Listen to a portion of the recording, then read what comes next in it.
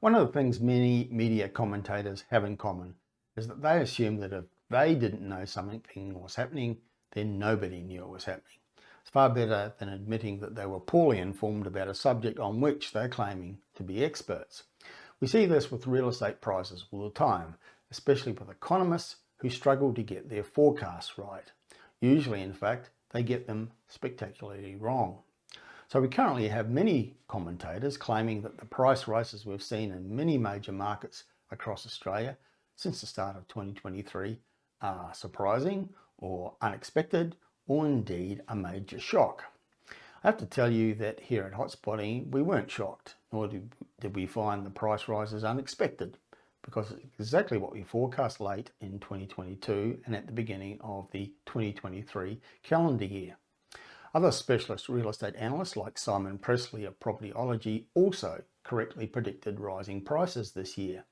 Predicting real estate markets isn't rocket science if you have a basic understanding of how real estate markets work and which factors have the greatest influence on whether prices will rise or fall. Economists working for the major banks don't have that basic understanding of how property markets work. They should, but they don't. They think that the biggest factor in play, indeed the only factor in play, is what's happening with interest rates.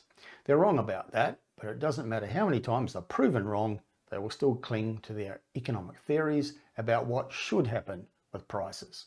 Now clearly the big bank economists haven't studied real estate history in Australia. And when they're wrong, they berate the market for misbehaving, which is preferable to admitting their incompetence. So they were surprised by the price rises this year. They had in fact forecast big price decline, just as they were surprised by prices rising in 2020 and absolutely stunned by the degree of price rises in 2021. They keep getting their forecasts wrong, but they refuse to change their theories or improve their understanding of property market dynamics. There are in fact many precedents in recent history of property prices rising at times of high and rising interest rates.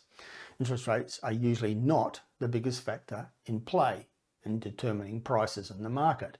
We forecast in late 2022 that prices would rise in many locations, not all, but in most places in 2023 for multiple reasons, including the serious shortages that exist in housing markets across Australia. There's a shortage of listings of properties for sale.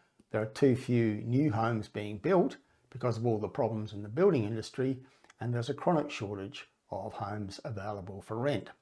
Now, rather than fixing these problems, which are all very fixable, politicians at all levels of government are pretty much making it worse with all their decisions. These shortages are happening at a time of solid demand for homes for purchase, underpinned by the underlying strength of the national economy with low unemployment and the strength in many local economies.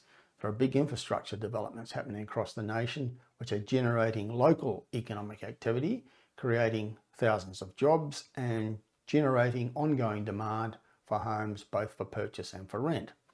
And the high level of overseas migration is adding to the demand. So there are many buyers in the market who are cash buyers. In other words, they don't need a loan to buy, so they're unaffected by rising interest rates.